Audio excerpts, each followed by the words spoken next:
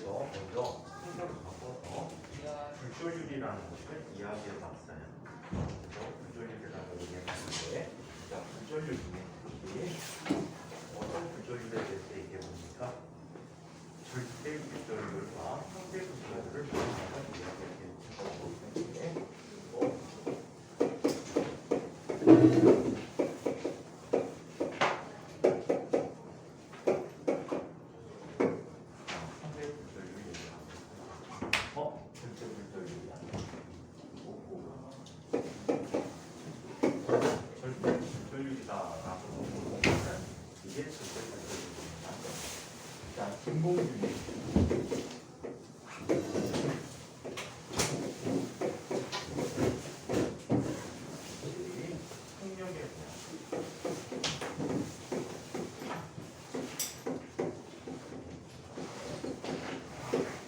매질에서의 빛의 속력에 대한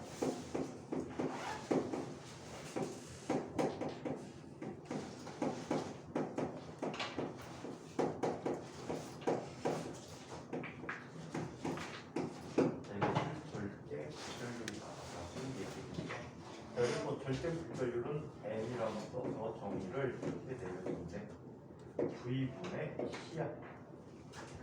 이 값은 항상 1보다 크거나 같다라고 얘기했는데 지난번에 누나가 그 질문을 하더라고. 선생님, 책에는 왜 크다라고만 나와 있어요? 진공 중에서는 2대지. 그지? 진공 중에서 1이기 때문에 n값 자체는 1보다 크거나 같다라고 하는 게 맞아요. 자, 그래서 진공이나 공기는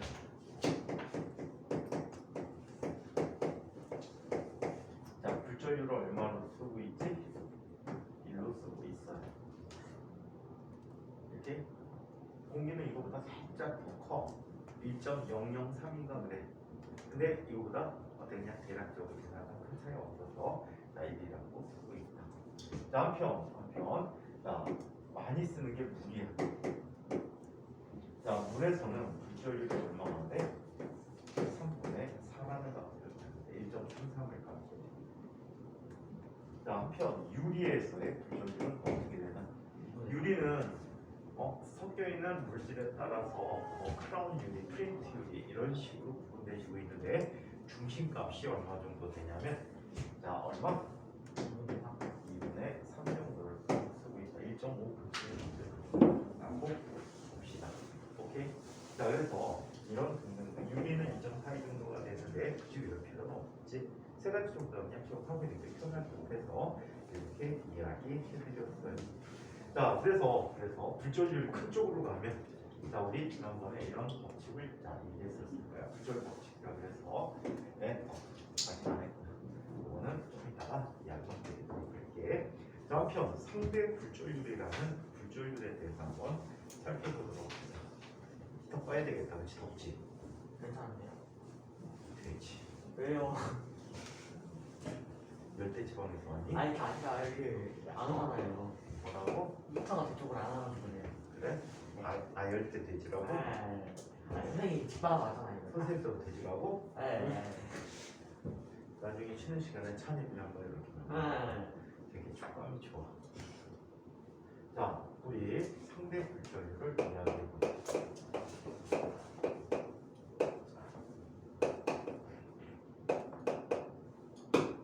상대 불조율은 한 매질에 대한 다른 매질에서의 빛의 속도의 비야.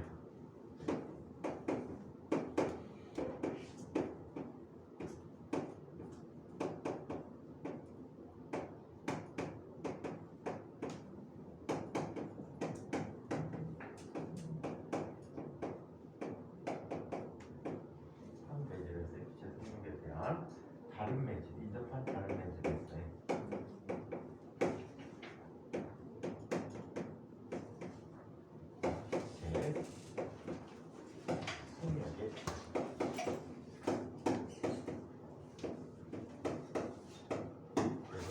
상대 불조율이라고 이야기합니다. 자, 여기에 이걸 살펴보자. N12라고 쓰면 얘는 자, 거의 대부분의 책들이 다 이렇게 약속을 합니다. 매질 1에 대한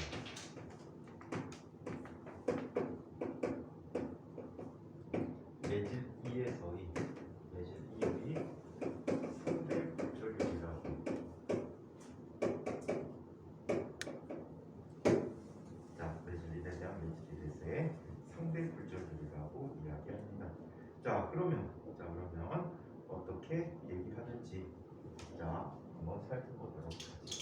N12라고 하는 것은 N1분의 N2라고 쓰기로 하자. 이것도 약속이야. 오케이? 이것도 약속이라고 하는 거야. 자, 이에 대한 성질을 이렇게 나타내 줄 수가 있어.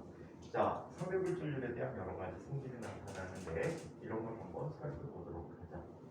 N1, 2라는 녀석을 자 이렇게 한번 곱해볼까? N2, 3하고 곱하고 얘를 N3, 1하고 곱해보자. 매질 1에 대한 매질 2의 굴절률 곱하기 매질 2에 대한 매질 3의 굴절률 곱하기 매질 3에 대한 매질 1의 굴절률이다 라고 얘기하면 얘네들은 다음과 같은 관계를 갖게 된다라고 얘기해. N1분의 N 곱하기 N2분의 N3 곱하기 N3분의 N1이다 라고 해서 얘는 뭐가 돼? 1이라는 값이 된다라고 얘기해. 오케이? 자, 한편 N3, 1이라는 거 N2, 1이라고 하자. N2, 1이라고 하는 값은 N2분의 N1이 되는데 이 값은 이렇게 쓸 수 있지. N1분의 N2분의 1이라고 쓸 수 있지. 그치? 역수란 말이야. 그래서 얘는 뭐가 돼? N12분의 1이다 라고 써줄 수 있습니다. 불조율의 순서가 그 숫자의 순서가 바뀌게 되면 어때? 역수 관계가 반대 녀석에 자, 한편 이런 성질도 있을 수 있어. N23라고 하는 녀석은 N2분의 N3가 되지. 얘는 양변에 N1로 나눠보게 되면 N1분의 N2분의 N1분의 N3라고 해서 얘는 이렇게 쓸 수 있대. N12분의 N13라고 쓸 수 있겠지. 오케이? 그래서 구조율의 여러 가지 성질들을 이렇게 확인해 볼 수 있다고 합니다. 이 상대 불조율은 1보다 반드시 클까? 아니야. 제각각이야. 상대적인 거기 때문에 작을 수도 있고 클 수도 있고. 오케이? 상관없이 이용할 수가 있다라고 합니다. 자, 그러면 빛에서의 굴절 법칙을 한번 이야기해 보도록 할게요.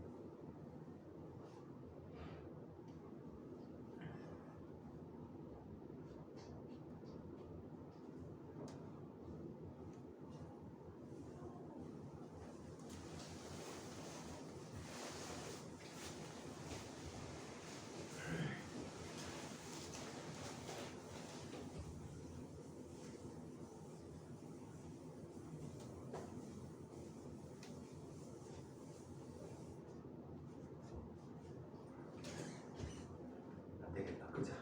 왜요? 법칙. 네 진짜 30도였어. 선생님 민망이라도 틀어내요. 어? 민망 미치셨나요? 민망.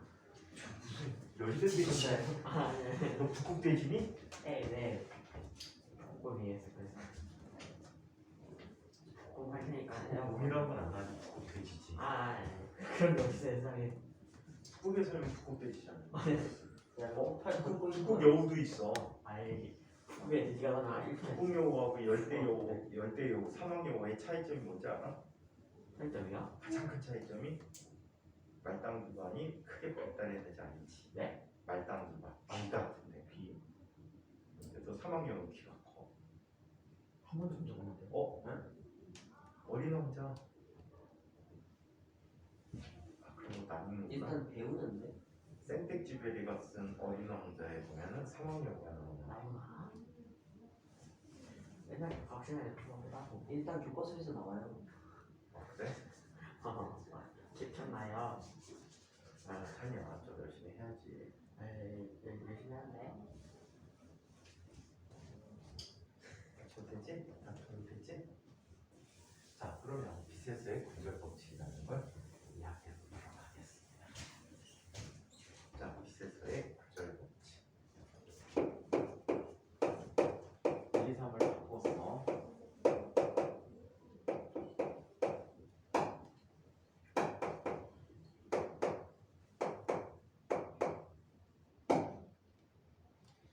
빛에서 나타나는 빛의 굴절 법칙을 이야기해 보도록 하겠습니다. 자, 빛의 굴절 법칙은 스넬 법칙으로 정의되어지고 있어요. 무슨 법칙이라고? 스넬 법칙. 네.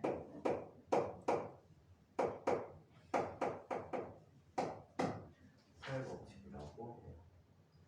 자, 이 사람은 다음과 같이 이야기합니다. 여기 서로 다른 종류의 매질의 경계면이 있어요. 얘는 매질 1이야. 얘는 매질 2야. 매질 1의 굴절율을 뭐라고 할까? N1이라고 하고 이 굴절율은 N2라고 이야기해 보도록 하죠. 오케이? 자, 이때 자, 이 굴절면에 수직한 선을 우리 뭐라고 부른다라고 했지? 법선이라고 부른다라고 했어. 법선이라고 부른다라고 했지. 자, 이때 빛이 입사합니다.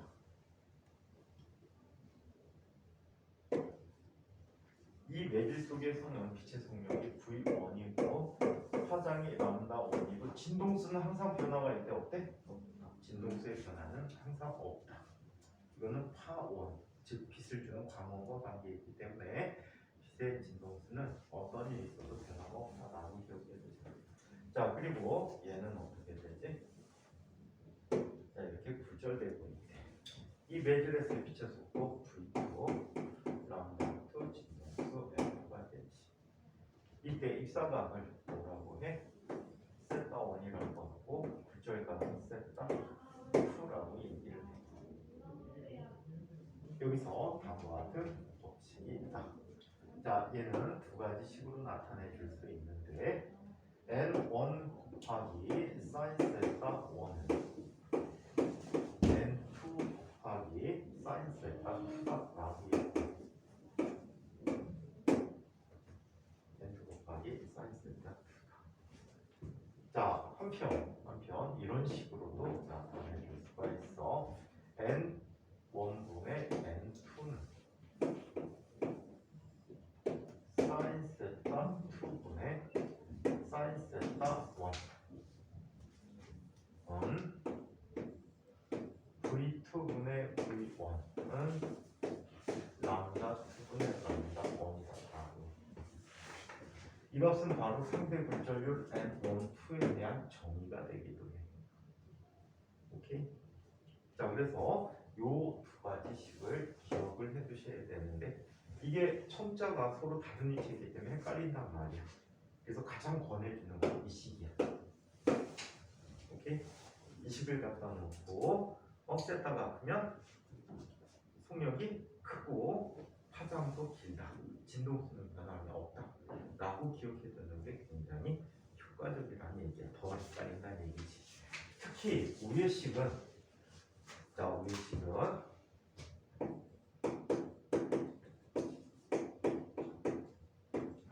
사인이라는 복잡한 함수값이 있잖아. 그치? 그래서 수능 형태 문제에서 유나 집에 걸어가고 그러잖아. 학교 끝나고 다 아,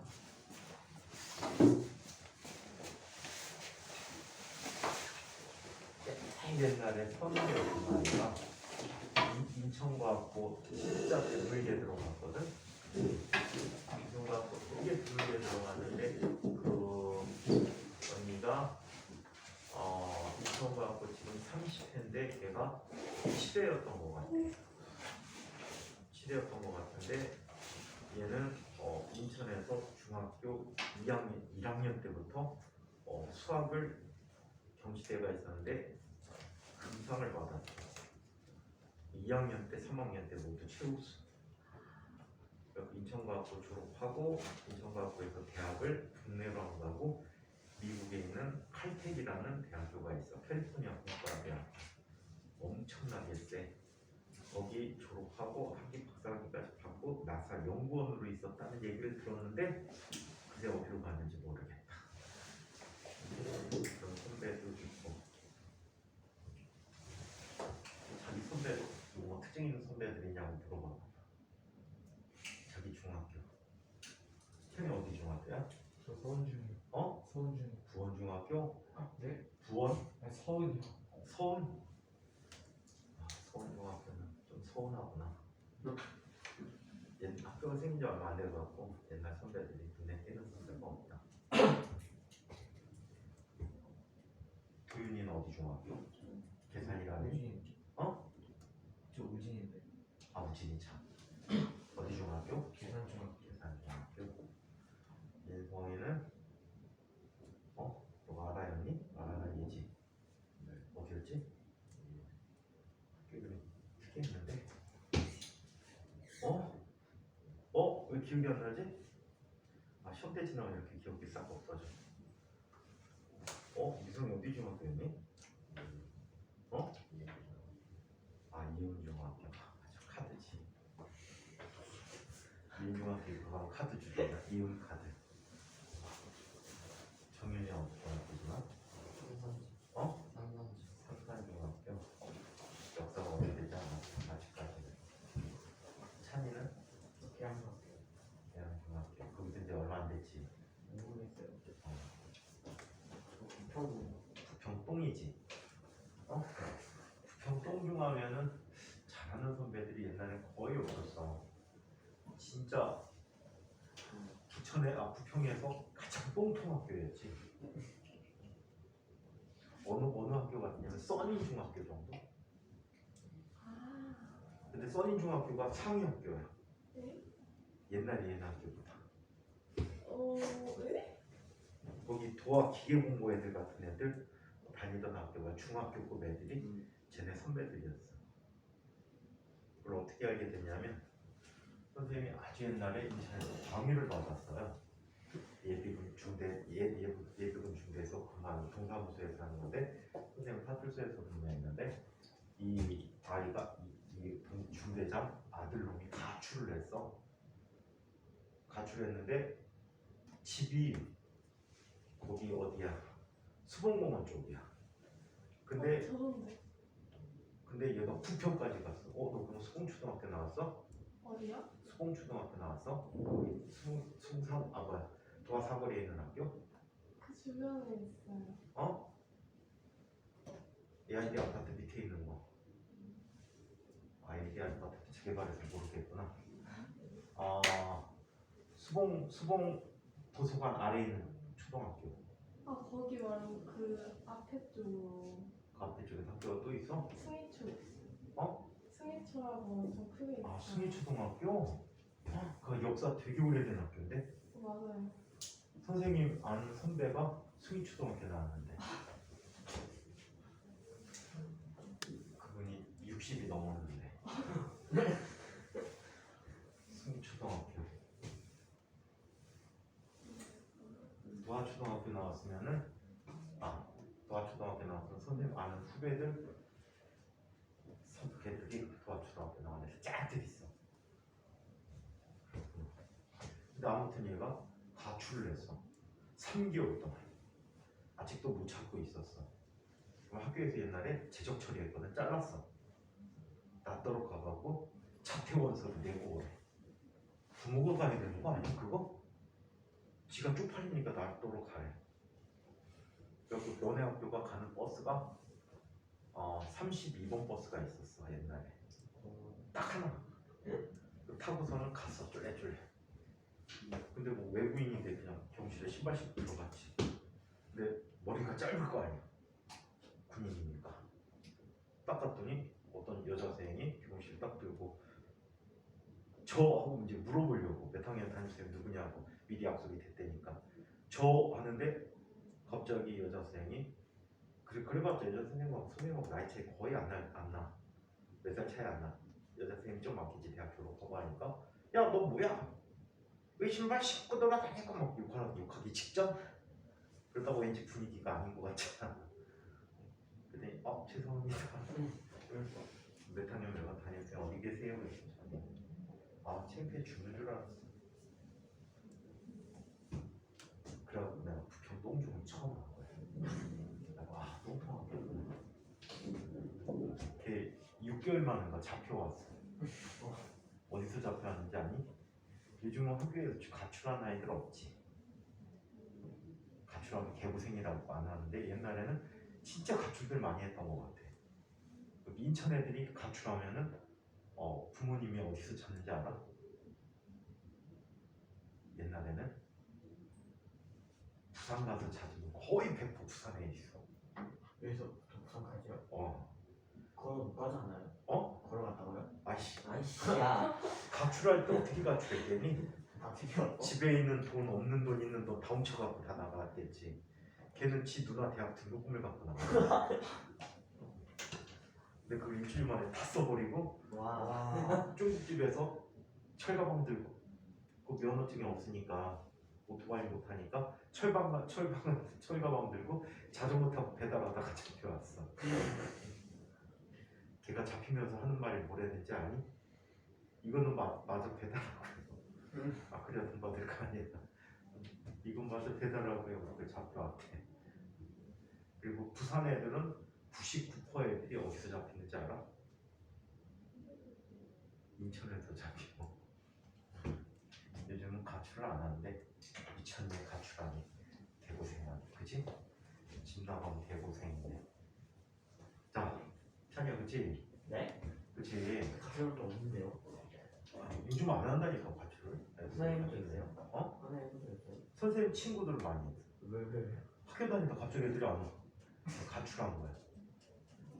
중학교 2학년 때인가 가출해가고 졸업할 때까지 안 온 애도 있어. 그것도 아닌 것 같아요. 어?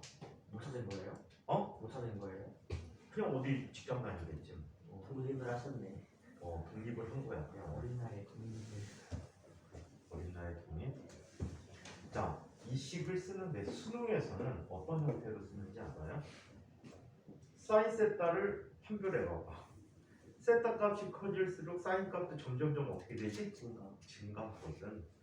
일반적으로 0도부터 90도 사이. 이건 0부터 90도 사이밖에 없잖아. 그래서 0부터 90도 사이에서 세타가 증가하면 사인 값이 증가한단 말이야. 그래서 간단하게 쓰기 위해서 이렇게 써. N1 세타 1은 N2 세타 2. 비교를 위해서 이렇게 쓰는 거야. 비교를 위해서. 그럼 세타가 작으면 n이 어때? 큰 거야. 세타가 크면 n이 작은 거야. 얘는 이렇게도 쓸 수 있지. 부연분의 세타 1이고 얘는 V2분의 세타 2야. 부전류 정의에 의해서지. 그럼 뭐가 돼? 세타가 크면 속도도 큰 거야. 그래서 빠르게 판단할 때 얘를 이용해서 판단하면 엄청나게 빠르다. 말로 된 문제들은. 근데 갖고 가면 말로 된 문제들이 거의 없어요. 다 풀어야 되니까. 자, 아무튼 이렇게 굴절 법칙이라는 게 있다. 이 식도 역시 다시 증명을 한번 해보도록 하죠. 지난 시간에 뭐 갖고 증명했지? 뭐 갖고 증명했어? 파동의 굴절 법칙을 썼지. 똑같은데 처리 한 단계만 더해주면 돼서 복습을 위해서 원래 다른 방법을 더 많이 썼는데 미분이라는 요소가 들어가기 때문에 적합하지 않은 것 같아서 빼버리고, 자 그럼 나중에 과거 들어갈 때쯤에 다시 한번 해드리기로 하고, 과거 들어갈 때 물리원 새로 해야 되거든. 인천과학고는 이용해. 지상과학고는 물리 2 들어가면 원투 통합과정으로 가르치겠대.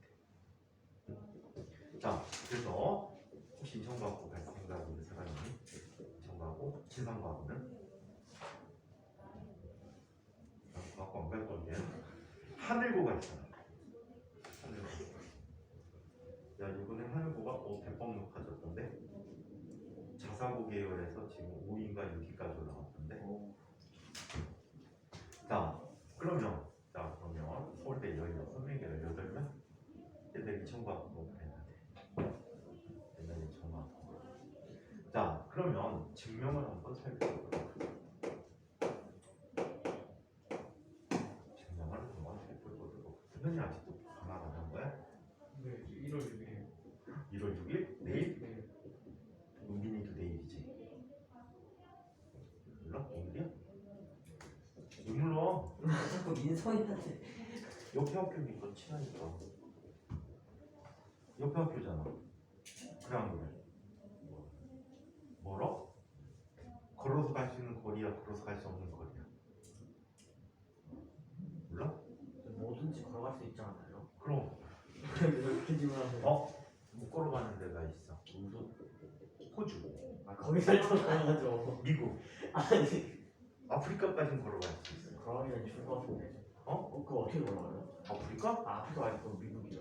미국? 못 걸어간다고? 안 걸어간다고요? 걸어갈 수 있다 해서. 배터크에서 걸으면 되는 거 아니야? 아, 그건 아니죠.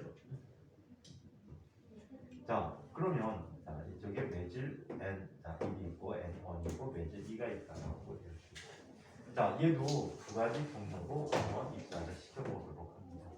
자, 빛은 화면이라는 것 대신에 자, 그냥 이 자리로 뭘 쓰지? 파이 진행 방향을 광선이라는 것을 이해해서 쓰고 있지. 레이저 같은 빛을 쭉 비치면 라인이 쭉 보이잖아, 그지? 그래서 광선이라고 해. 광선. 그래서 광선 형태로 그렇게 될 거야.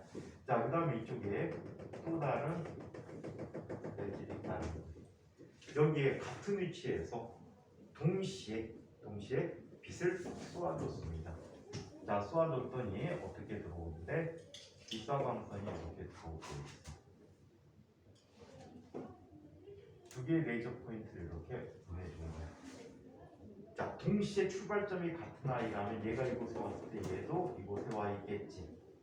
얘를 우리 어떻게 썼었어? A, B라고 썼었지. 오케이? 자, 그리고 빛은 N2라는 매질 속으로 계속해서 진행한다라고 얘기했었어요.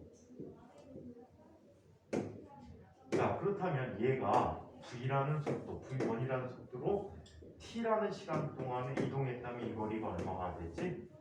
V1 T가 돼버렸지. 얘가 이만큼 오는 동안에 얘도 같이 이동을 했단 말이야. 이동을 할 때 얘들은 서로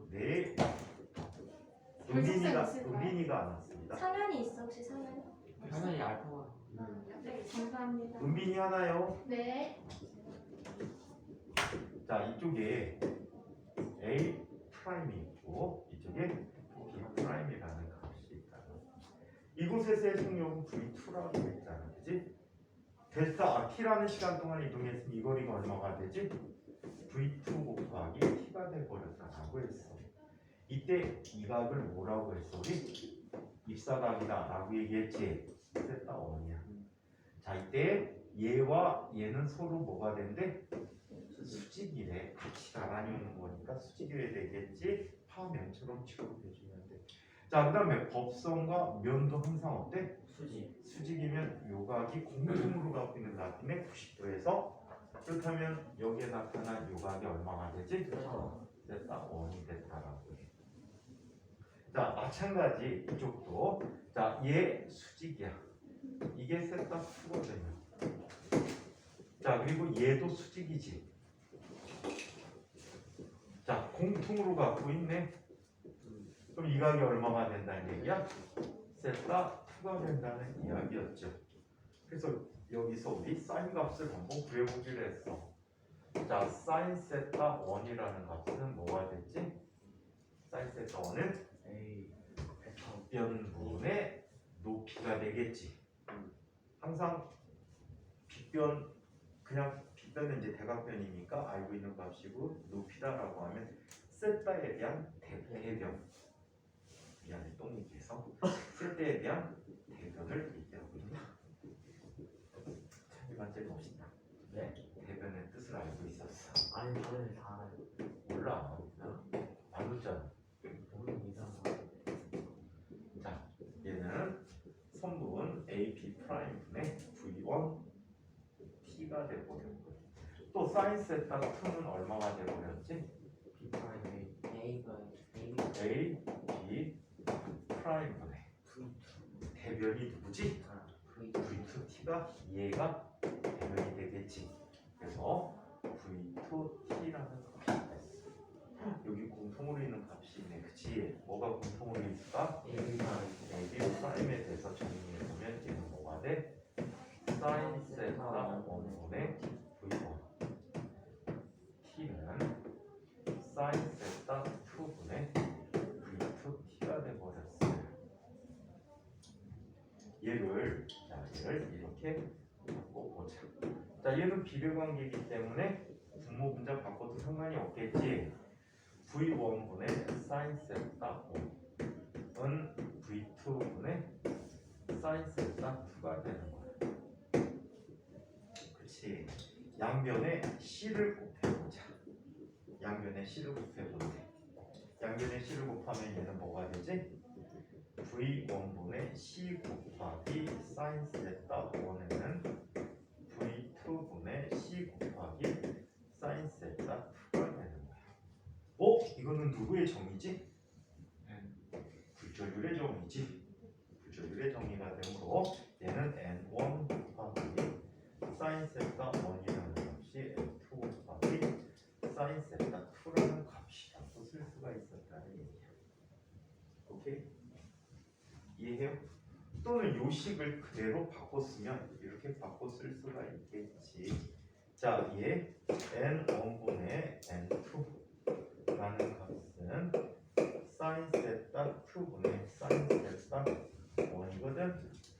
자, 그럼 요식에서 얘 절로 가고 얘 이쪽으로 될 거면 이 b는 뭐가 되니? V2분의 V1이라는 b가 되겠지. 자, 또 속력 V라는 녀석은 람다 곱하기 F라고 했는데 진동수는 항상 어떻다라고 표현했지? 진동수는 항상 일정하다라고 표현해놨다. 그래서 진동수는 항상 일정하기 때문에 자, 이 값은 람다 2분의 람다 1이라고 쓸 수도 있고 이게 바로 3대 굴절율의 정의 N1가 됐다라고 합니다. 자, 그래서 이렇게 나타낸 이 두 식을 무슨 법칙? 스넬의 법칙이라고 얘기합니다.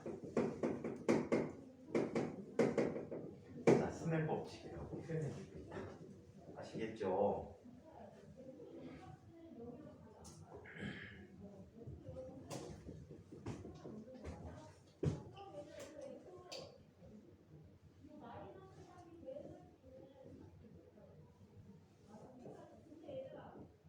학교 갔더니 요즘 독감도 난리구나.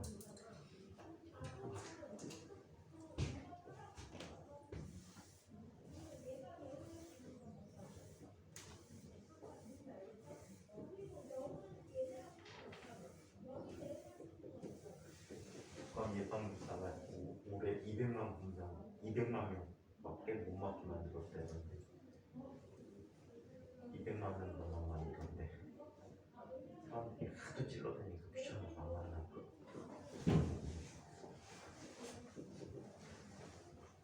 정리됐나요?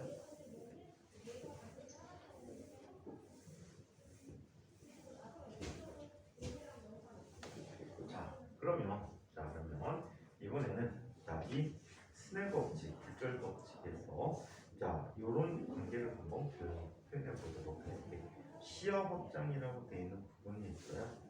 시야 확장이라는 부분에 굴절율 사이의 관계라는 걸 한번 해보자. 관계 이미 했어. 근데 이런 식으로 나타나다가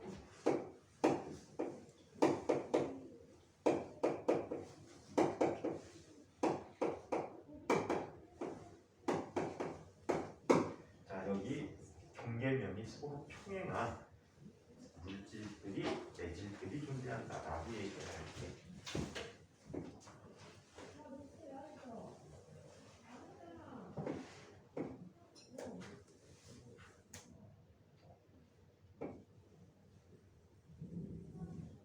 여기는 N1이라는 매질이고 여기 N2라는 매질이고 N3가 있고 여기 N1이 있다라고 할게. 오케이? 이때 첫 번째 매질을 통해서 빛이 입사를 합니다. 세타 1이라는 각도도 입사를 했대. 그럼 여기서 얘는 이쪽 면에서 굴절을 했대. 얼마로 굴절해? 각도가 세타 2로면 얘는 두 번째 굴절에서도 입사각이 세타 2가 되겠지. 서로 평행한 면들이니까. 오케이? 그 다음에 얘는 이렇게 굴절이 됐대. 얘는 세타 3야. 그리고 이 굴절면에서 입사각도 세타 3가 되고 얘는 다시 굴절돼서 나갈 때 어떤 각도로 나갈까? 이 굴절되는 각도는 얼마일까요? 뭐라고? 정현아 뭐라고? 세타 2 플러스 세타 3. 답이 바뀌어? 세타 1이 답이 되겠다. 왜? 한번 볼까? 얘를 보니까 N1 곱하기 사인 세타 1이라는 녀석은 굴절 법칙, N2 곱하기 n2 곱하기 sin 세타 2라는 녀석은 n3 곱하기 sin 세타 3가 되잖아. 그리고 n3 곱하기 sin 세타 3라는 값은 n1 곱하기 sin 세타야. 그럼 얘와 같고 얘는 뭐가 돼야 돼? 세타 1이 돼야 되겠지. 이해합니까? 같은 평행한 매질에서 같은 종류의 매질이라면 각도가 항상 똑같다는 사실을 기억해 두자. 오케이? 자, 그래서 이런 거 도형으로도 여러 가지로 표현해 줄 수 있는데 그거는 차차 살펴보도록 하고, 굴절 관계들은 우리 아까 굴절률에서 상대 굴절률에서 했던 이야기입니다. 자, 그러면 우리 주변에 여러 가지 굴절 현상이라는 현상이 있는데 중요한 것 두 가지가 있어서 그 두 가지를 한번 살펴보도록 하겠습니다. 자, 중요한 사실을 한번 살펴보도록 할게. 아, 두 가지가 아니고 한 가지만 해도 되는구나.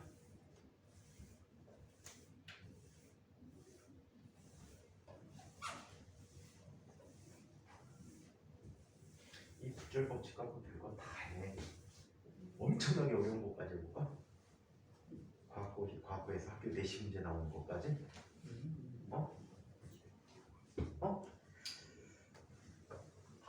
엄청 갖고 작년에 문제 나온 건데. 자, 가장 간단한 거 한번 보자. 먼저 겉보기 깊이라는 걸 이야기해 보도록 할게요.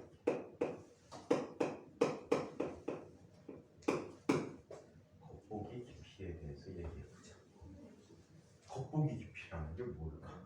가끔가다 어디 놀러 갔어. 물놀이 공원 같은 데 갔어. 그 안에 500원짜리가 떨어져 있네. 주려고 팔을 뻗어봤어. 잡혀?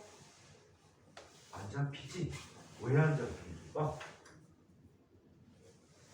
실제로 눈에 보이는 것보다 훨씬 더 깊어. 그래서 사람들이 물을 건너다가 빠져서 죽는 거예요. 계곡 같은 데 보면 별로 안 깊어 보이거든. 가보자 하고 딱 갔는데 갑자기 풍덩하고 선생님이 일어나고 죽을 뻔한 적이 있죠. 어릴 때. 때는 바야흐로 선생님이 국민학교 5학년 때인가 보다. 선생님 어릴 때 살았던 지역에는 엄청 유명한 해수욕장이 있어. 엄청 유명한 해수욕장이 있는데 거기까지 가려면 귀찮잖아. 근데 큰 냇물이 있었어. 지금 다 쪼그라들어가고 얘만더라. 옛날에는 엄청 넓었거든. 그걸 다 제방을 좁혀온 거야. 제방을 좁혀 지금 조금만 해. 근데 옛날에 엄청 넓었거든. 너비로 한 100m 넘었던 것 같아.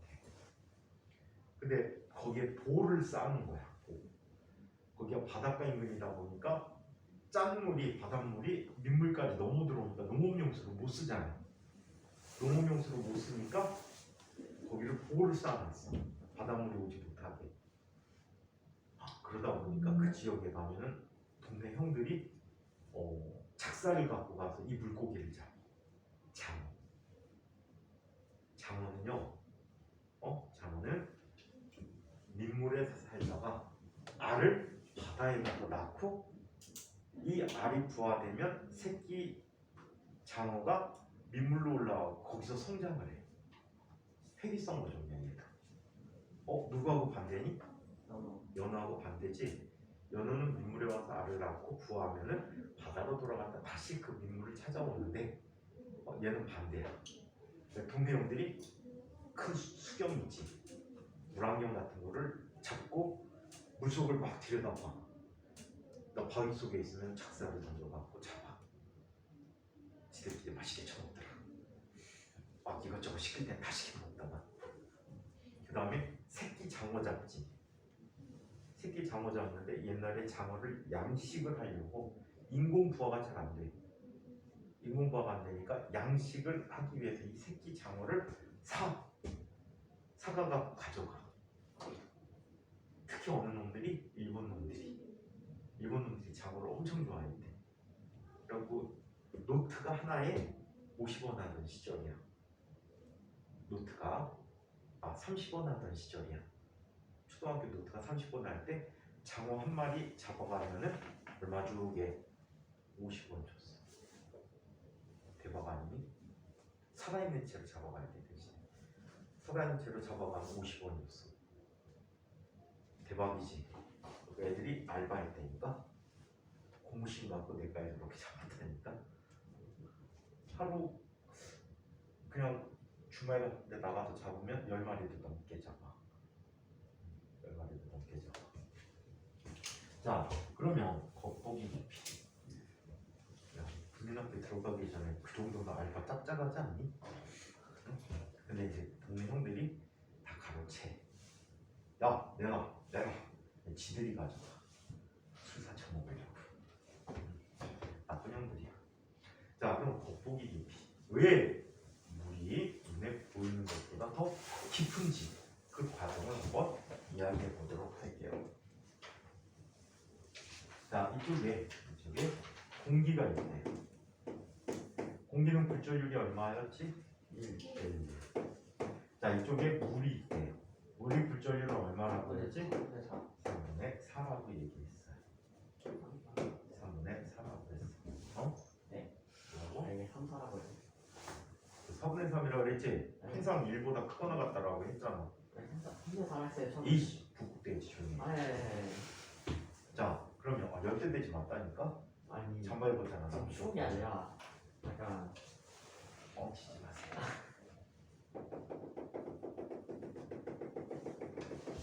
자, 이쪽에 동전이 있어. 깊이가 얼마라고 할까? 깊이가 얼마래? H래. 그러면 자, 이쪽에서 나오는 빛은 모든 방향으로 다 가겠지. 그 중에 사람 눈으로는 빛을 한번 생각해 보기로 했어. 이쪽 방향으로 오는 빛이 이쪽 방향에 사람이 놓여서 이 사람이 이 빛을 관찰하고 있어. 관찰자야. 이 빛을 관찰하고 있어. 이때 이 사람은 빛이 어디에서 온다라고 느낄까? 자기 시선 방향의 연장선에서 온다라고 느낀다는 말이야. 이해해요? 무슨 얘기인지? 여기 뭐 다른 매질 있다고 생각 안 해? 똑같다고 생각하는 거야, 사람이 생각할 때는. 응? 자, 이렇게 나타나게 되죠. 이때 이 매질의 굴절률을 그냥 N1, N2 일단 이렇게 써보도록 할게. 일반화시키기 위해서. 자, 그러면 이때 요각은 세타1이고 요각을 세타2라고 얘기하자. 이 거리는 A, B라고 얘기해 보도록 하자. 자, 이때 N1 곱하기 sin 세타 1이라는 녀석은 N2 곱하기 sin 세타 2가 되고, 그렇지. 여기에서 이 광학률을 이 부분을 광학이라고 표현하거든. 파동 광학, 여기서는 광선 광학이야. 빛을 사용할 때는 전반적으로 광학이라고 불리는 이 과정에서는 이런 근사가 이 작은가 근사라고 해요. 작은가 근사라고 하는데 이렇게 씁니다. 세타가 엄청나게 작대. 이 1이라고 하는 것은 1도가 아니고 라디안이야. 라디안이면 라디언이라고요? 알아. 왜? 코의 길이와 반지름이 같은 각이지. 약 57도 정도가 되는 값이 될 거야. 그래서 57과 58도 사이 값이 될 거야. 이런 작은 각에서는 이거보다 한참 작다는 거야. 그냥 보통 여러분들 삼각함수 해보면 약 11도 근처까지 11도 근처까지는 거의 사인 값과 탄젠트 값이 세타하고 비슷해질 거야. 그래서 이렇게 될 때는 사인 세타는 근사적으로 탄젠트 세타라고 써. 탄젠트 세타라고 쓰고 얘는 근사적으로 라디안 세타와 같다 라고 쓸 수가 있어. 이걸 작은가 근사라고 해. 오케이? 자, 이거에 의해 우리 값을 다음과 같이 쓸 수 있습니다. N1 곱하기 탄젠트 세타 1은 N2 곱하기 탄젠트 세타 2가 되겠죠. 그렇죠? 그렇죠. 자, 이때 요걸 한번 보자. 여기가 세타 1이면 얘가 세타 1이고 얘가 세타 2니까 얘가 세타 2가 되겠지. 눈으로 보이는 이 깊이를 H'이라고 하자. 이게 겉보기 깊이인 거야. 오케이? 그럼 탄젠트는 뭐 분의 뭐지? 그 말. 기본. 이거는 뭐 탄젠트는 뭐 분의 뭐지? 이거는 1변분의 높이가 되어버리겠지. 그렇다면 n1 곱하기 탄젠트 세타 1 대신에 뭘 쓸 수 있지? A분의 H. 탄젠트 세타 1인데 AB분의 H. H 프라임분의 AB.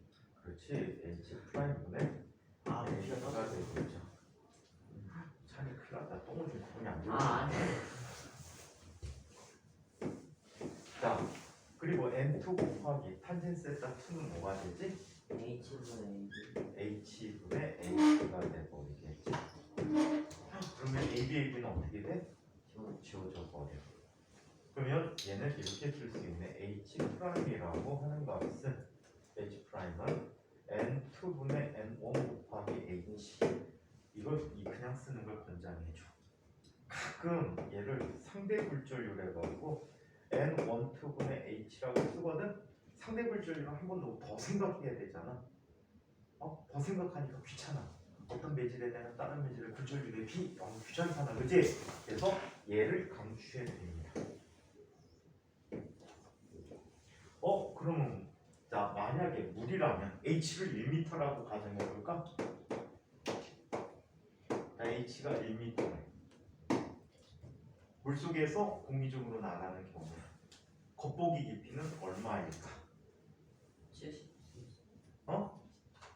뭐라고? 75cm. 75cm지. 자, 한번 살펴보니까 이게 자, 얘는 공기에 대한 값이지. 공기에 대한 값에서 1 곱하기 자, 2 곱하기 탄젠트 세타 1이 되니까 실제 깊이 1m분의 AB라는 길이를 갖게 돼. 이건 그냥 식을 이용한 거야. 얘는 3분의 4라는 굴절유를 갖고 H'분의 AB라는 값이 되겠지. 그냥 이 공식을 외워서 써도 상관이 없다는 얘기야. 그래서 보통 문제 풀 때는 이거 공식 써드리고 그리고 거기에 대입해서 푸는 방법을 택해주는 게 더 빨라. 자, 그래서 이렇게 나타나서 H'이라는 것은 4분의 3m, 즉 얘는 75cm가 됩니다. 알겠어요? 그래서 이런 겉보기 깊이를 볼 수가 있다. 얘를 확장해 볼까요? 얘를 확장해 보도록 하자.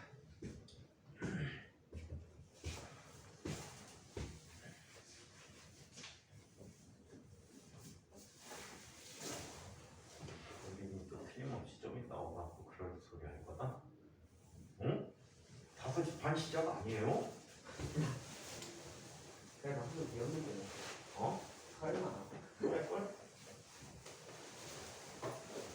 오늘은 어디 앉을래? 그러면 민성이 옆자리요. 정민이가 왜 찬이 옆에 앉는지 알아? 위험성을 줄이려고. 아니, 옆에 용빈이 앉을까봐. 그럴 리 있겠어요. 왜 앞에 안 돼? 앞에만 안 돼. 누가? 이은비. 그렇지도 않아. 그래요? 민성이 뒷자리에서 많이 앉아. 진짜 이러는데. 정민아 뒷자리로 가봐. 이번에 그냥 가서 자, 이번에는 얘를 응용해 보도록 하겠습니다. 한 단계 더 응용해. 한번 보자. 연습.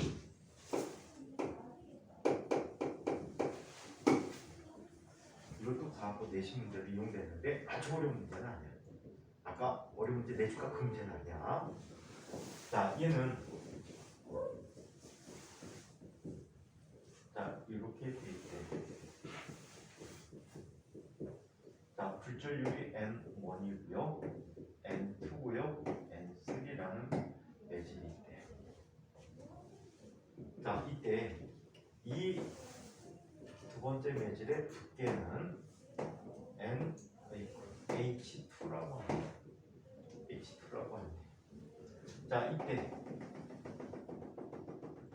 똑바로 아래로 내려온 이 위치에 물체가 있어. 또는 이게 광원이 빛이 직접 나오는 곳이라고 해도 상관이 없어. 그래서 이쪽에서 빛이 나오는 곳이 있다라고 하자. 이때 얘의 깊이를 H3라고 할 때, 자, 이쪽에 있는 관찰자가 바라보는 겉보기 깊이는 얼마일까라는 문제야. 겉보기 깊이는 얼마일까? 이 문제를 해드리는 이유는 적용만 한다면 어떻게 해도 다 풀어낼 수가 있다라는 거야. 일반화시켜.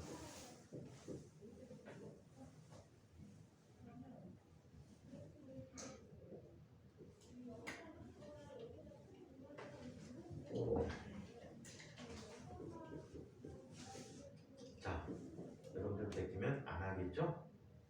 자, 일단 첫 번째 문제가 뭐였어요? 겉보기 깊이 얼마냐? 하고 있는데. 하고 있어? 500원짜리가 없구나. 네? 500원짜리가 없어. 왜요? 맞추면 500원 주려고 했지. 또 맞췄다고 형이? 풀었다고?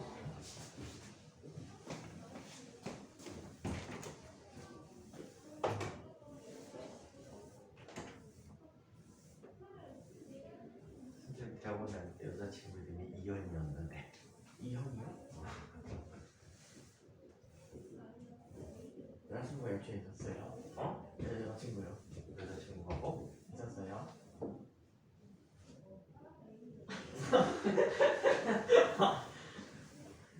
부모님 왜 서희 결혼하셨어요? 어? 결혼하셨어요? 애가 몇인데? 네? 애가 몇인데? 몇인데요? 다 성인이야. 그럼 H2에 대해서 말씀해 주고. 어? H2에 대해서 말씀해요? 이거 다 나와. 네?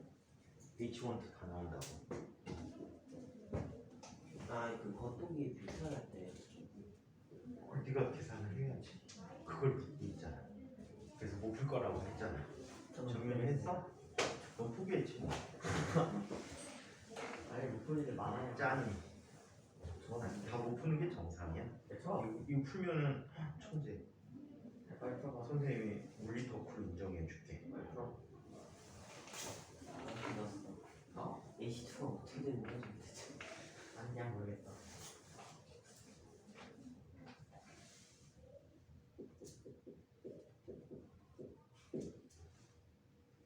두께가 H2라는 얘기야. 현이 오던 풀기 시작하자. 또 강적은 다르죠. 간격이 다르냐고? 당연히 다르니까. 형이 다르지. 나는 그냥 그러니까 이름이 틀리잖아. 문제가 사니까. 정민아 왜 이렇게 약속해? 가정일 수 있잖아요. 가정. 어? 가정일 수 있. 가정일 수도 있다고? 생각. 행복한 가정? 아. 가정동의 가정? 선생님 지금 연세가 몇이세요? 연세 대학교도 안 나왔는데. 선생님 대학 어디 나오셨어요? 대학. 선생님? 네. 제주 농업전문대학교. 네?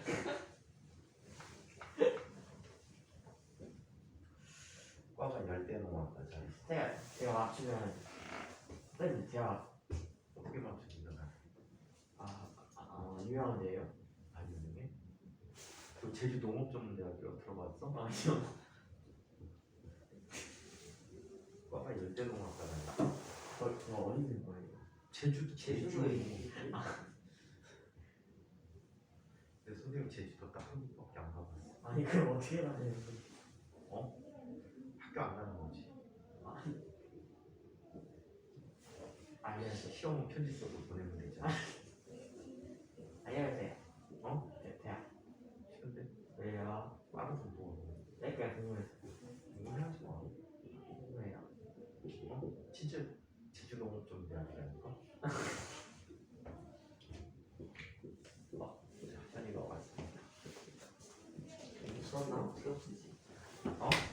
또 뭐라고? 자, 그러면 어떤 일이 생길지 한번 해볼게요. 빛이 이쪽으로 씁니다.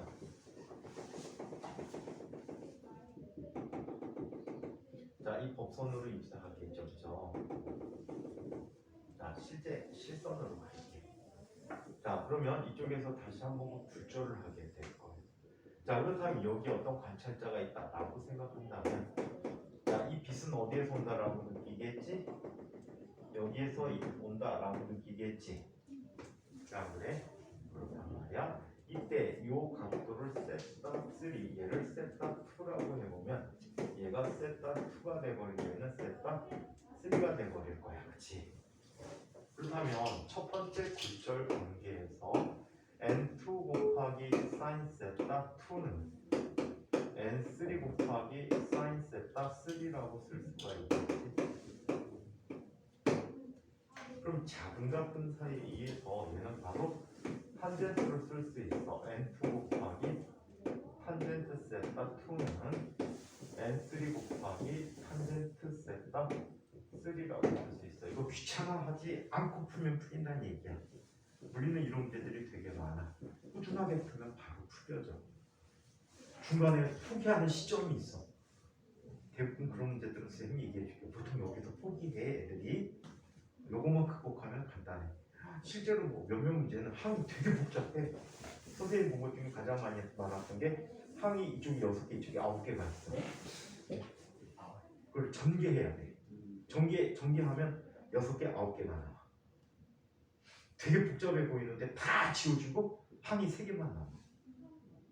항이 3개 남는데 그것 하나가 묶여. 사인제곱, 코사인제곱. 그래서 그냥 등식이 되고. 근데 대부분 아이들이 항이 9개, 6개가 나오면 어때?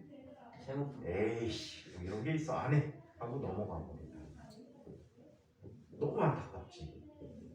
그것만 넣으면 답이 나오는데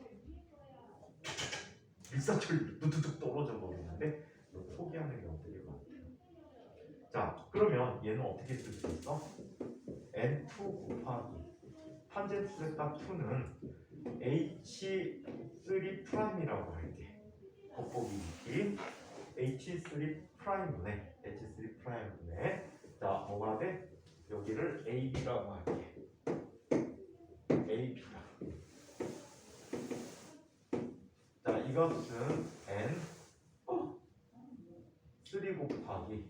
곱하기 뭐가 돼버렸지?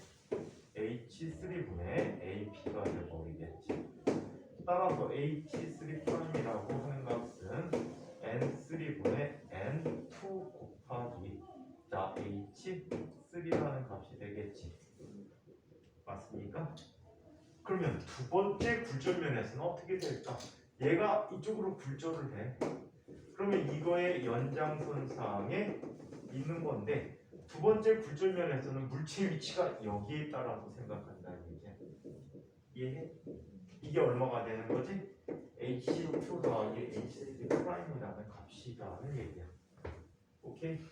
자, 이때 법선을 그려서 얘가 세타 1이고 얘가 세타 2라고 한다면 얘는 두 번째 굴절에서 다음과 같이 나타나게 n2, n1 곱하기 sin 세타 1이라는 녀석은 n2 곱하기 sin 세타 2라고 얘기할 수가 있겠죠. 자, 이때 얘는 n1 곱하기 탄젠트 세타 1은 n2 곱하기 탄젠트 세타 2다라고 얘기하고 이 길이를 CB라고 얘기해보자. 이 각이 크지 않다면 얘는 다음과 같이 바뀌겠지. n1 곱하기 탄젠트 세타 1은 얼마가 돼버리죠? h2 더하기 h3 프라임분의 자 CB가 돼버리지. CB가 됐다. 자, 그리고 얘는 n2 곱하기 탄젠트 세타 2 대신에 뭘 쓸 수가 있죠? 어허, 잘못 썼지.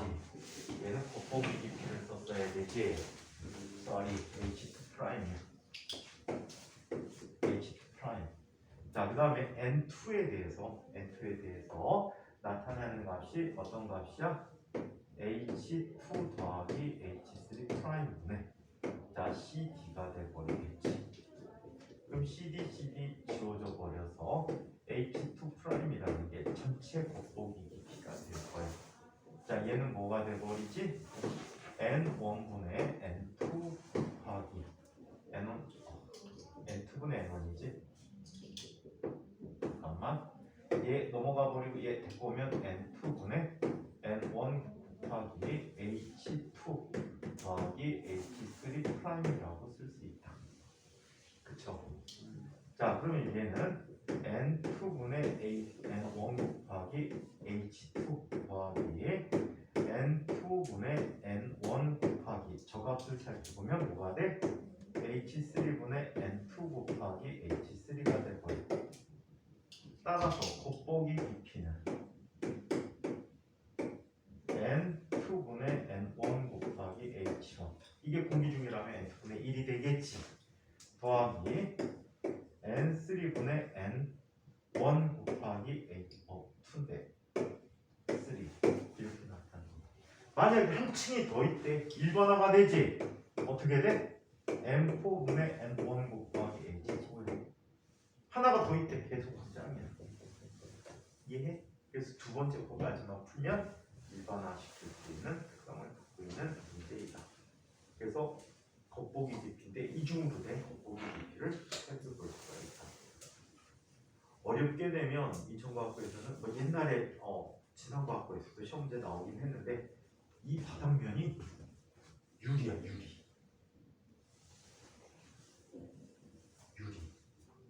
그 모습이 어디에 비칠 것인가를 계산하는 문제도 있어.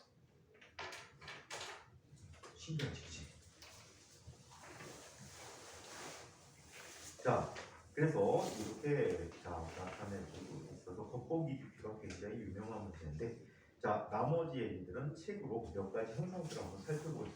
이거는 이제 성질에 관한 얘기들이기 때문에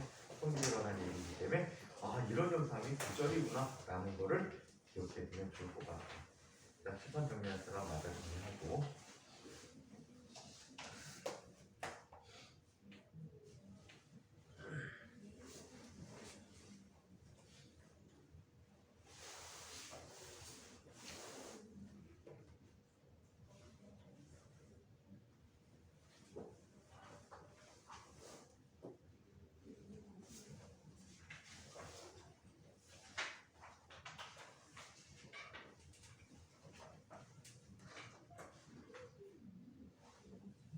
몇 년 전에도 인과학 간 선배 있지 않았니? 몇 년 전에? 저는 모르겠어요. 몇 년 전에 선생님 기억에 가르쳤던 기억이 있는데 모양을 저기 이름을 내가 기억이 안 나나.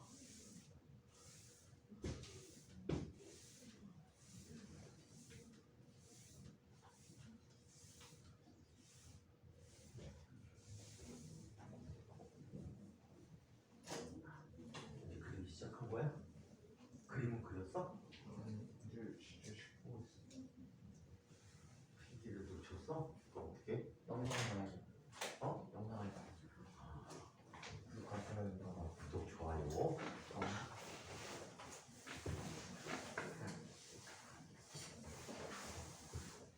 더 썼어?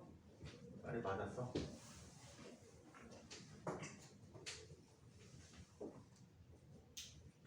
한이 볼 때는 덜 썼을 때는 잠깐만 이래야 돼.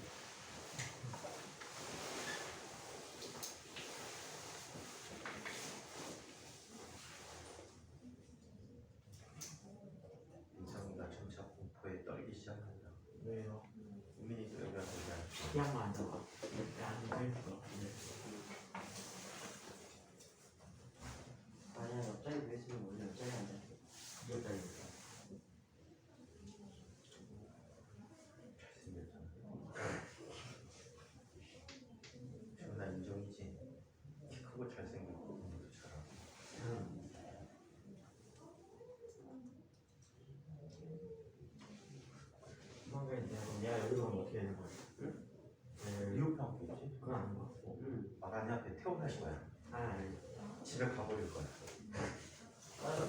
아니 가방으로 이미 말해놨어. 난 가방으로 이미 말해놨어. 다 정리했어? 찬이 옆엔 절대 못 앉아라. 그냥 집에 갈 거야. 그럼 가버릴 거야. 아니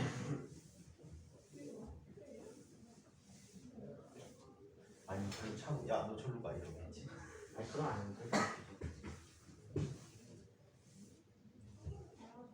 자 그러면 파동에서 나타나는 불절 여러 가지 현상을 한번 살펴보도록 하죠.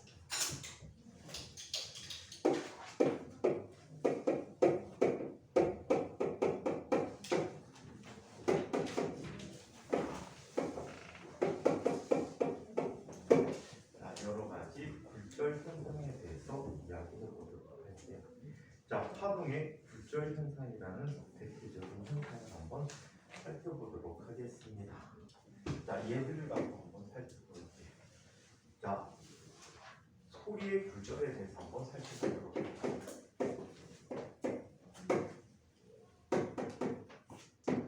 소리의 불절에 대해서 이야기해보자. 자, 이쪽에 자, 높은 산이 있어요. 두 개가 있어요. 자, 여기에 짠이 여자친구 이름이 뭐지? 네? 짠이 여자친구 이름이 뭐지? 없는데요? 없는데요래요. 성이 엄씨고 이름이 있는데. 자, 없는데요인데. 자, 여기에 짠이가 올라갔어요. 자, 소리를 칩니다. 언제? 낮에. 소리를 지를 거예요. 없는데요, 사랑해 하고 소리를 지를 거예요. 이때 어떤 일이 벌어지니? 소리의 속력은 다음과 같이 나타내줘요. 얘는 331.5 더하기 0.6T야. T는 여기서 섭씨 온도예요. 단위는 미터/세컨드가 돼요. 그럼 온도가 높을수록 소리 속력이 빠르다는 얘기네. 온도가 낮으면 소리 속력이 느려져요. 일반적으로 온도의 영향을 받게 된다라고 얘기해요. 자, 이때 낮은 지표면이 뜨거울까 공기가 뜨거울까? 지표면의 온도가 더 높겠죠. 여기 상대적으로 더 낮아. 그럼 소리 속력이 어디서 빨라?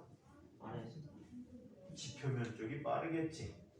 이쪽으로는 소리 속력이 느려져. 그럼 빠른 쪽에서 느린 쪽으로 어떻게 된다고? 휘어지게 되는 거야. 없는데요 사랑해 하고 없어지는 거야. 못 들어오세요. 짱이 슬프다. 네, 이름을 찬욱이 바꿔주세요. 어? 이름을 찬욱이 바꿔주세요. 찬욱이? 네. 자, 없는데 그거가. 여기 찬욱이가 있어요. 왜 저한테 그러세요? 여기 찬욱이가 써 있어요. 죽어요. 찬욱이 여자친구 이름이 제니였어요. 자, 소리를 지르는데 밤에 지를 거예요. 자, 그러면 밤이 되면 지표면 온도가 뚝뚝 떨어질 텐데 공기 온도가 잘 안 떨어진다는 말이야. 기열이라는 성질 때문에 그래. 얼마 전에 시험이었지? 열. 기열에 대해서 기열이 크면 온도 변화가 심하지? 아니지.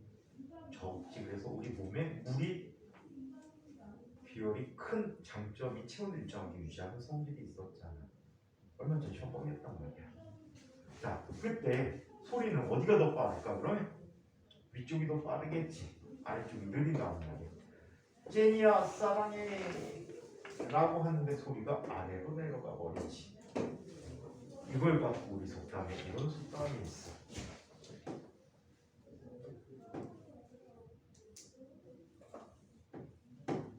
낱말은 누가 들어? 새가. 반말은 누가 들어? 쥐가 듣는 거야. 그래서 소리 속담 낱말은 새가 듣고 반말은 쥐가 듣는다. 와. 그것도 과학 탐구 활동, 1인 활동으로 재밌을 것 같아. 우리 속담 속에 숨어있는 과학의 원리. 바늘구멍에 황소바람 분다 하는 말이 있거든.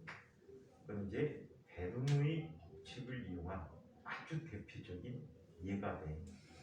사실은 베르니 법칙은 아니고 걔는 어떤 법칙이냐면 연속방정식이라는 유체역학 법칙이야. 단면積죽을수록 유체의 흐름이 빠르다라는 얘기거든. 배치장도 맞들면 낫다. 힘의 평형 관계잖아. 그치? 힘의 평형 관계.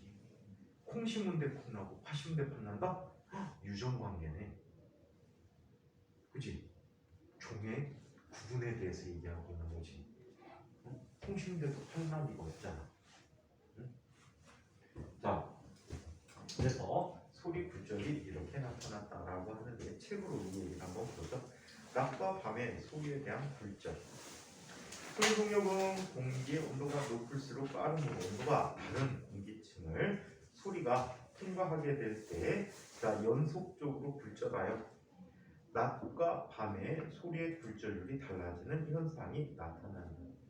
낮의 소리의 굴절 방향을 보면 낮에는 지면 근처의 공기 온도가 위쪽보다 높으므로 소리의 속력은 지면 근처에서 더 빠르다. 즉 지면에 가까울수록 화면 사이의 거리가 더 넓어지고 소리는 화면의 수직인 방향으로 진행하므로 소리의 진행 방향은 위쪽으로 휘어지게 된다.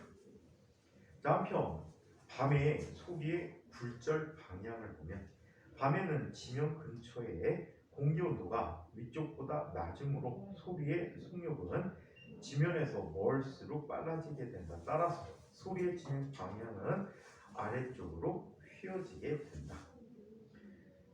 자, 그래서 낮에는 연속적으로 위쪽으로 굴절하고 밤에는 연속적으로 아래로 굴절하는데 요번에 엄청나게 슬픈 사건이 있었잖아. 제2경인고속도로에서 보통은 이렇게 도로를 설계해. 도로가 있어. 노폭이 있잖아, 그지? 도로 폭에 대해서 건너편 차까지 다 고조해서 이 중간에 방음벽을 설치해. 소리 흡음재를 이용해서 방음벽을 설치해.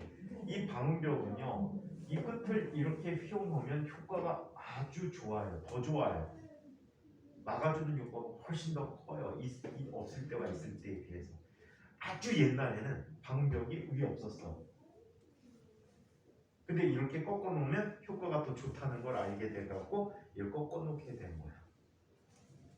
근데 이번에 사고가 난 지역에는 신도시가 있거든. 옛날 신도시 있으니까 사람들이 거기가 고가도로가 어마어마하게 높아. 거의 100m 정도가 돼, 높이가. 그 도로가 높이가 100m 정도가 돼, 땅에서 바닥에서. 그러다 보니까 고층 아파트하고 다 연결이 돼 있지. 소리가 잘 전파되기 때문에 얘를 아예 이렇게 막아버리는 거였어. 사람들이 민원이 들어오니까 시끄럽다고. 그래갖고 터널을 만들어버린 거지. 거기 안에서 불이 나는 바람에 다 타버린 거야. 터널 굉장히 위험하거든. 전에 터널에서 사고 나서 사람 무지 죽은 적 있지. 고속도로 터널에서 사고가 나서. 근데 이번에도 방음벽을 설치하고 좀 불편함을 참으면 사람들이 죽지 않았을 텐데 안타까운 사고가 났겠지. 그냥 그래봤자 그냥 차 한 대 타고 말았겠지. 이미 트럭 기사는 나와갖고 불 끄고 있었으니까 살았겠지. 주변 사람들이 터널을 갖춰갖고 이게 천정제가 아크릴이야. 아크릴 아시죠? 플라스틱 같이 생긴 거. 걔는 100도만 돼도 녹아서 흘러요. 온도가 100도만 돼도 녹아서 흐물흐물거린단 말이야. 뜨거운 물에 넣으면 흐물흐물해야지. 그러니까 어떻게 돼? 그 뜨거운 열에는 불 붙으면서 뚝뚝뚝뚝 떨어졌겠지. 그래서 더 심한 피해를 줬지. 그래도 사고 크기에 비해서 사람은 덜 죽은 편이야.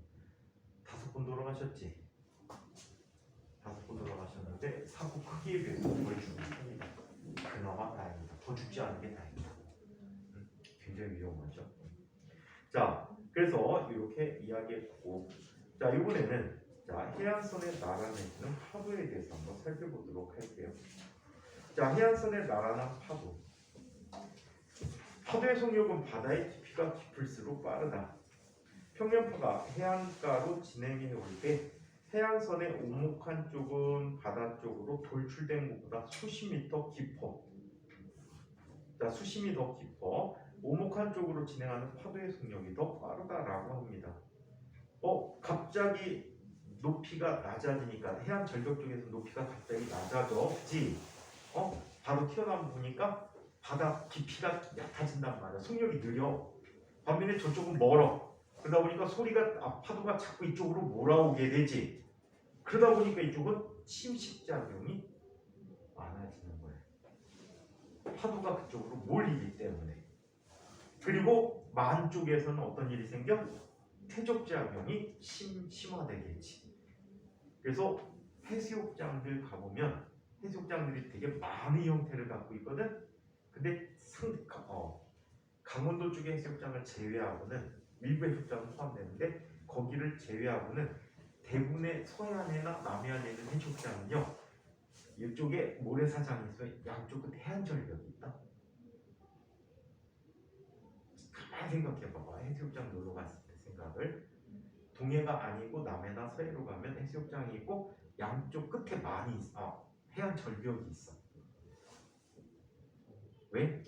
해안 절벽 쪽은 침식 작용이 심하고 만 쪽은 퇴적 작용이 심해서 모래사장이 여기 생기기 때문에 그래.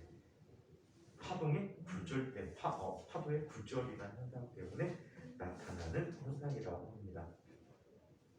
자 그러면 계속 오목한 쪽으로 진행하는 파도의 속력이 빠르다. 따라서 파면 사이의 거리가 오목한 쪽이 더 넓으므로 파도의 진행 방향은 돌출부 쪽으로 점점 휘어지게 된다.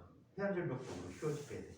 결국 파도가 해안가로 다가갈수록 파면이 점점 해안선에 나아내지는 이런 모양을 갖게 된다라고 해안선의 모양과 닮아가는 현상을 보여주고 있네요. 자, 이번에는 빛의 굴절 현상을 얘기해보자. 이거 아까 물 겉보기 깊이 얘기했던 이야기입니다. 자, 빠르게 진행해볼게. 자, 물의 양, 빛의 굴절.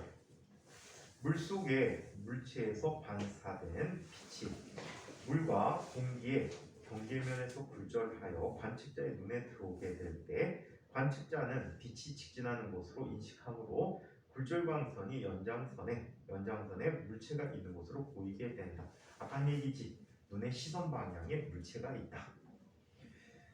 따라서 관측자는 물체를 실제와 다른 위치에 있는 곳으로 생각하게 된다. 자, 물속에 잠긴 다리가 짧아 보이거나 또 물체가 실제 깊이보다 얕은 곳에 있는 것처럼 보이는 이런 현상이 생기게 되는데, 또한 물속에 잠긴 물체가 꺾여 보이거나 분리되어 보이는 경우도 있다. 보는 방향에 따라서 끊어진 것처럼 보이기도 하고 꺾인 것만 보이기도 하고 보는 방향에 따라 달라질 수도 있다라고 합니다. 겉보기 깊이 얘기는 했고요. 자, 렌즈의 양, 빛의 굴절인데 렌즈는 갖고 가셔도 1학년 때는 안 배우고요. 1, 2 통합과정으로 배울 때만 배우고 물리 2에 있어요. 물리 2에 있어서 그냥 가볍게만 넘어가도록 할게. 이걸 옛날에 다 설명해 줬더니 쓸데가 없더라고. 시간만 잡아먹고. 자, 렌즈에 대해서. 렌즈의 양 빛의 굴절을 봅니다. 렌즈는 빛의 굴절을 이용하여 물체를 확대하거나 축소해보는 광학기로 유리 등의 투명한 물질로 만들어준다. 유리뿐만이 아니고 플라스틱, 아크릴 이런 다양한 것들을 이용해서 렌즈를 만들어줄 수가 있다라고 얘기합니다.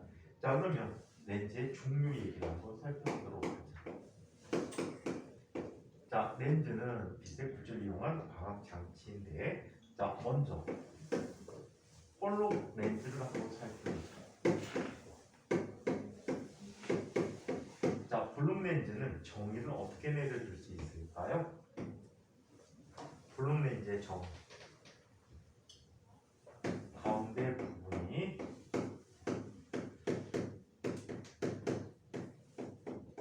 가장자리다. 가장자리보다 두꺼운 렌즈다.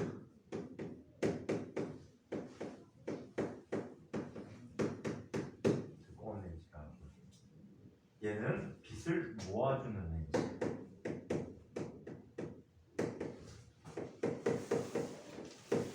자, 빛을 모아주기 때문에 이 렌즈를 우리는 수렴 렌즈라고 부르고 있다. 자, 빛이 수렴시켜주는 렌즈다라고 얘기해. 자, 얘는 이렇게 표현해 줄 수가 있어. 자, 여기 옛날에는 렌즈의 축이라는 이름을 많이 썼는데 요즘은 광축이라고 표현해. 전문적으로는 광축이라고 하는 게 맞아. 빛이 나나하게 들어오는 축을 광축이라고 하는데 광축이라는 게 맞아. 여기에 볼록 렌즈가 있대. 자, 볼록 렌즈가 있는데 가운데 부분이 볼록. 자, 이런 식으로 볼록한 렌즈를 얘기한다라고 하죠. 자, 이때 빛이 진행해서 가게 되면 어떤 일이 생길까? 자, 이곳에서 첫 번째 굴절을 하겠지. 이쪽에서 첫 번째 굴절을 하고 두 번째 면에도 또 굴절을 또 해. 사실은 두 번 굴절이 있는 거야. 근데 매번 그릴 때마다 이 두 번 굴절해서 그림 편할까 귀찮을까? 귀찮아서 얘네들의 입사하는 광선, 굴절 광선의 연장선을 자 그려주면요, 이 축상에서 만나거든. 그래서 얘는 자 한 번 중심에서 중심축에서 굴절이 이루어진다라고 얘기해. 자 한편 또 다른 축으로 입사한 광선이 있는데 얘도 어때?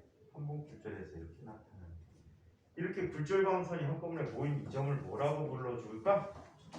초점이라고 불러주고 있더라고. 오케이? 물론 중학교 과정에서는 자 렌즈와 물체의 거리에 따른 상의 크기 변화, 모양의 변화 이런 것들이 나타나지. 이 질문은 진상과학부에서 특히 많이 하는 질문이기도 해. 2단계 면접에서 무슨 면접에서 중학교 과정에 교과 과정 질문할 때 상당히 많이 물어보는 문제이기도 해. 그래서 그거는 나중에 투 이야기를 할 때 집중적으로 설명해 드릴 거야. 자, 그 다음에 두 번째 오목 렌즈를 한번 보자.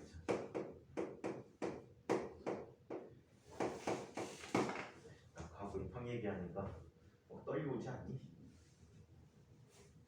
응? 모르겠네요. 모르겠어? 떨려오지 않니? 눈 깜짝할 사이에 1년 지나간다? 진짜 눈 깜짝할 사이에 1년 지나가. 지금 요번에 시험 본 형들 시작한 지 얼마 된 것 같지도 않은데 벌써 입학했잖아. 2학년 올라가는 애들 얼마 가르친 것 같지도 않은데 벌써 졸업한 애들 생겼잖아. 아직도 애기들 같은데.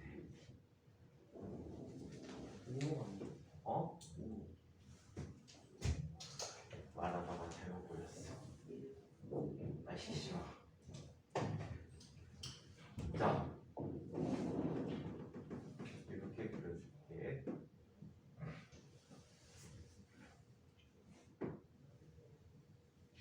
자, 이렇게 됐어. 자, 그러면 오목 렌즈의 정의는 어떻게 내려줄까? 얘는 가운데 부분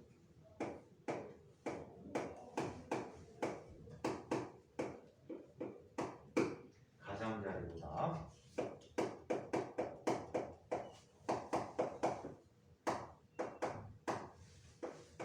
얇은 렌즈.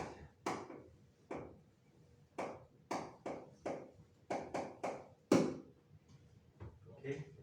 무조건 얇은데 자기 렌즈 만져보면 알아. 닦을 때. 여기 안경 쓴 사람이 3명이나 안 썼어? 와. 은빈이도 안경 안 쓰지? 렌즈지. 자, 그러면 또 어떻게 쓰는지 이거 어떻게 알아? 저 봤어요. 스토킹 하는 거야? 아니 무슨 소리야? 아니 저번에 예전에 수학할 때 학원에 안경 써본 적이 없는데. 수학 시간에 쓴 적 있었어요. 그래?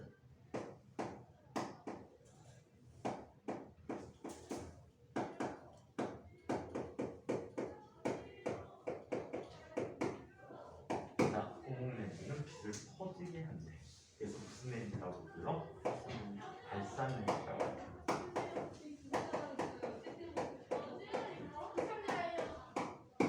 발산 렌즈라고. 아참, 클리닉 시간에는 오늘 선생님이 다음 주 월요일날 너네가 클리닉 할 것 같아.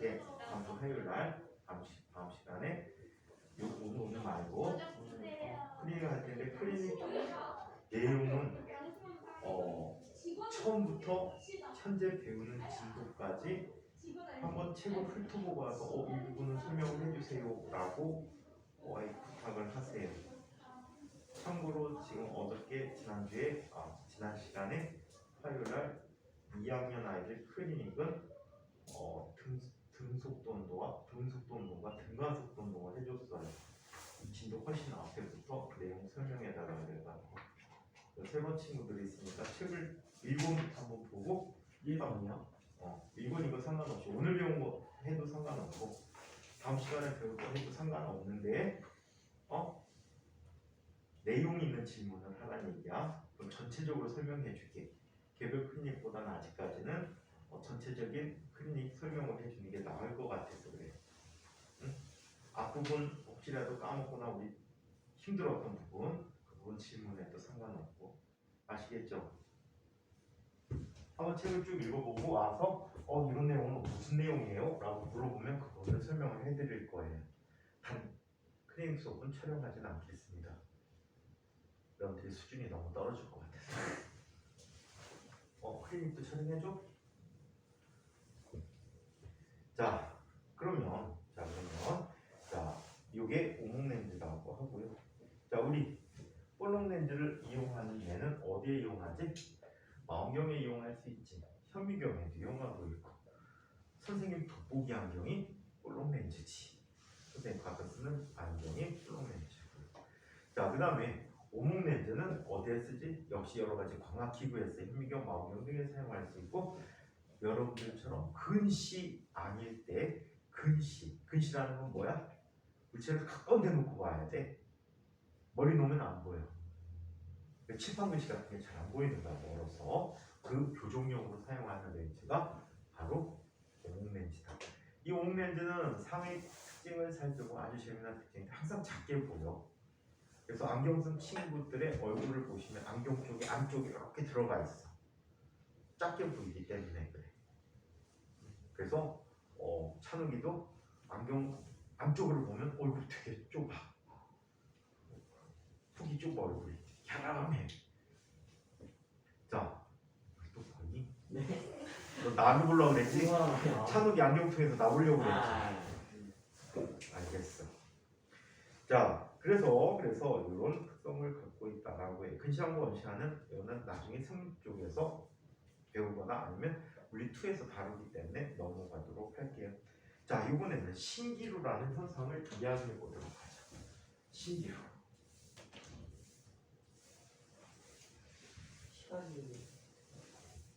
시간이?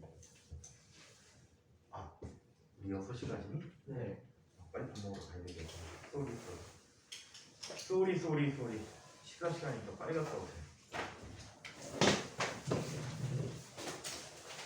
다음 시간에 신기루부터 들어가도록 할게요.